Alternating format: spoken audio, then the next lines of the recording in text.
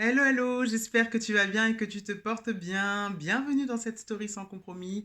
Durant le mois de juin, ce mois-ci, nous parlons des objectifs et le fait de pouvoir les tracer concrètement.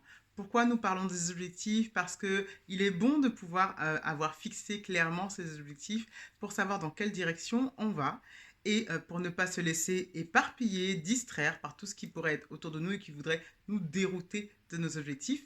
Et clairement, il est bon aussi de pouvoir les noter, de pouvoir en prendre conscience clairement, parce que quand il y a des embûches, des obstacles qui viennent se dresser sur notre route, pour pouvoir persévérer, voilà, il faut que tout ça ait été conscientisé, il faut que tout ça ait été mis en évidence.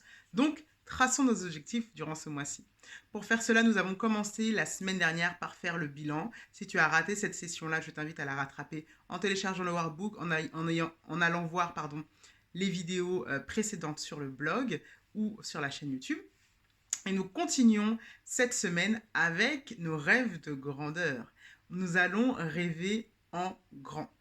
Habakkuk, le verset 2, Habakkuk chapitre 2, le verset 2 nous dit: l'Éternel m'adressa la parole et il dit: écris la prophétie, grave-la sur des tables, afin que afin qu'on la lise couramment, afin qu'on la lise clairement.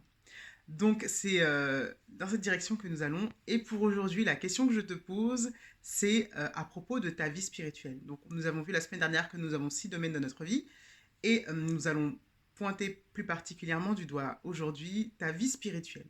Quel rêve de grandeur as-tu pour ce domaine de ta vie? Qu'est-ce qui te semble être du domaine du rêve pour le moment, mais qui pourtant pourrait être atteignable, pourrait être réalisé par rapport à ta vie spirituelle?